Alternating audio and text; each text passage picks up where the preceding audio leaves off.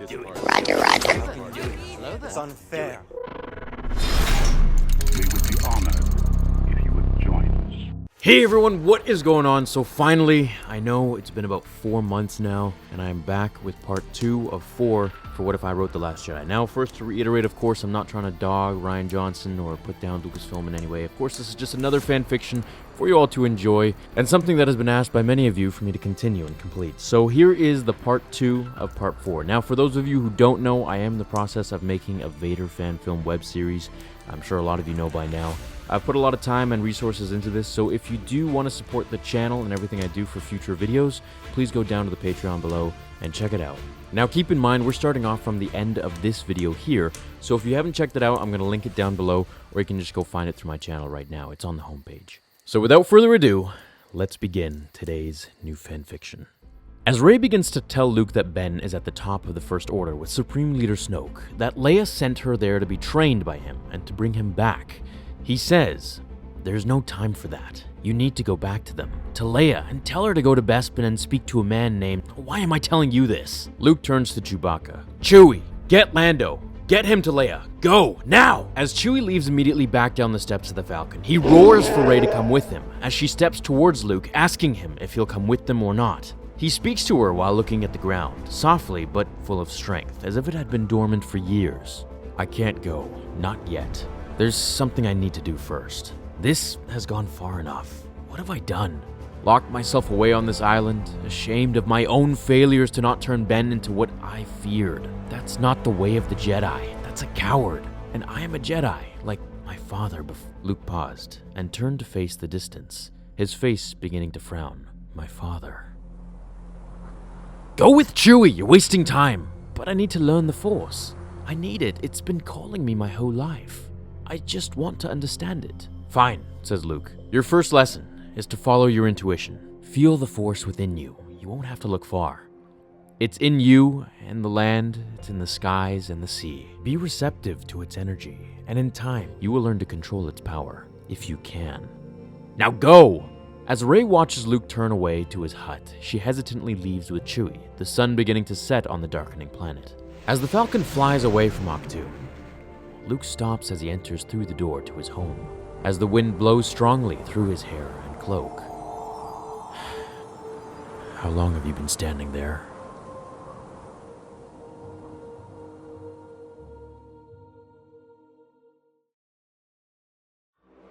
As we're taken to Vader's back-to-tank room on Mustafar, Snoke tells Kylo to enter the chamber to heal his face and wounds from Rey's lightsaber as best as could be done. Kylo does so and begins to close his eyes as his master speaks. "Feel, do not think. Your grandfather's very essence lies within this fortress. Use it." As Kylo closes his eyes, he begins to see images of Vader that we've never seen before. Flashes, again, of him burning. Flashes of him behind the mask. Vader building his lightsaber for the first time. Dead bodies, clone troopers, Padme, lightning, lightsaber, the old man. Then, he began to feel agony, terror, sadness. He opened his eyes in the back-to-tank, only to feel a fraction of what it was to be Vader. Everything inside of him couldn't handle the pain, couldn't handle the power that emanated from this chamber. He wanted to get out of it, but he knew that this was the only way.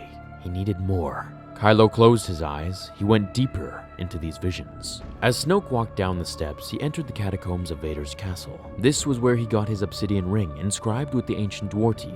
The Dwarti were the same golden figures in Palpatine's office from Revenge of the Sith, for those who don't know. As Snoke walks before an ancient stone wall, he closes his eyes, reaches out with the Force, and shatters the entire thing as if it were made of glass. But no stone falls. Moving them all with his mind, rotating them in place, he turns them to sand, falling to the floor and lava around them. Moving towards the room that he just opened, he comes across a scripture written in ancient writing. "The prophecy," he says to himself. It's a scroll, an old one.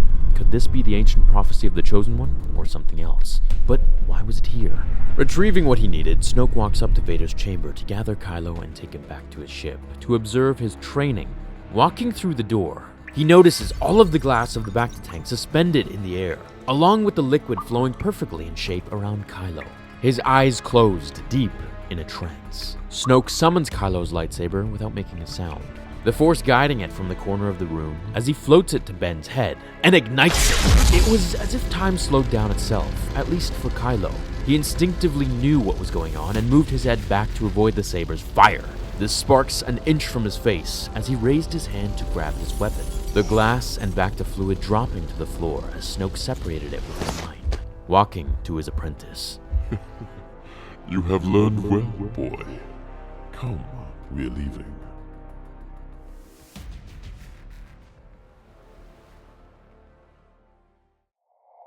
You've closed yourself off from the Force for far too long, Luke. I didn't want anything to do with it. You saw what Ben did. He's just like his grandfather. That means he can be turned. Failed, you have. Luke looked downwards. Master Yoda, I know. I failed you all. No, failed yourself, you have. A Jedi never loses his way. Matter not how tragic. Lose my way, did I? After Skywalker destroyed everything and everyone I knew, flee, I did, like you. But lose who I was, did I? No. Yoda is right, Luke. You've been twisted by this Snoke into hiding yourself away. It's not too late. You've lost Han. How many more will it take you to wake up? Ben? Leia? Luke looked at them with tearful eyes, but with determination, a look of fire and hope that they hadn't seen in him for decades. He didn't speak. His right hand reaches out as he closes his eyes, and both Obi-Wan and Yoda look at him with a smirk, looking down as if trying to see something through his eyelids, concentrating hard, feeling through the Force. That sound, something was breaking from miles away, flying through the sea, earth, trees, air itself, and finally breaking the brick wall of his hut. Igniting the green blade, Luke looks at his old weapon as he looks up at his masters. Obi-Wan, smiling, looks up at him and says, "The weapon of a Jedi Knight." Transfixed on the emerald green blade, Luke says, "No, a Jedi Master."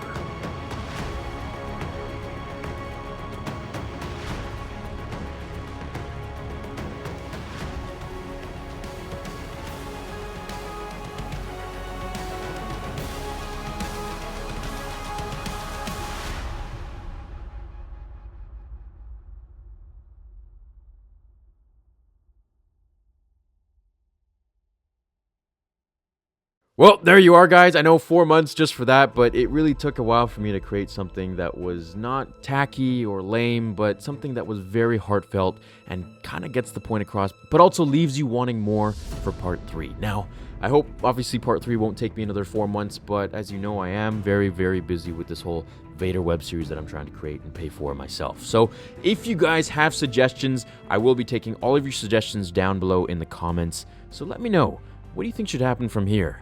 And I will do my best to get this out for you within the next month. I thank you all for your time and patience in waiting for this part 2. I hope it was worth it. I know it was short, and that's why I will be getting to part 3 as quickly as possible. I just want to make sure it's done right, and I don't want to rush it out for views or, just getting something done for the sake of getting it done. I want it to be done right. So it took some time for me to get my creative edge a little bit here, as I wrote a ton of different drafts for this, but I just scrapped them all and didn't like them. Except for this one. I like this one. I think it turned out well. Now, obviously, there are a few different possibilities as to where this could go in part 3. First of all, I'm thinking I could take this piece from an old fanfiction that I did covering The Last Jedi, where Luke basically goes out after talking to Yoda and Obi-Wan about new Force powers and things like that they've learned, and he goes out onto the cliff of Ahch-To and summons his X-Wing that is down below in the ocean. This is kind of paying homage to The Empire Strikes Back, where Luke wasn't strong enough, and therefore he is now, showing a good amount of character transformation in terms of power, knowledge, and everything else that we would want for Luke to achieve. Now, as for where he goes after that, I'm thinking either he goes and meets Snoke on his ship, or perhaps goes to Vader's castle himself, and then we can go through what Luke finds at his father's fortress, which could be interesting in itself. There are different things that Luke could open in the fortress that Kylo couldn't. After all, Luke did find many things from the Emperor's journal and data file, so the possibilities are pretty endless here. As for the Vader fan film web series, I hope you guys are all excited. I'm hoping shooting will start by September, and I am funding it all myself. So if you guys do enjoy the channel, be sure to hit like, support down below, and leave your comments, and I can't wait to read them all. With all that said, thank you everyone for watching. I will see you all in the next episode of Star Wars Theory. Be sure to hit like on this video if you did enjoy it and you want more. Until the next episode, remember, my fellow Jedi and Sith friends, The Force will be with you always.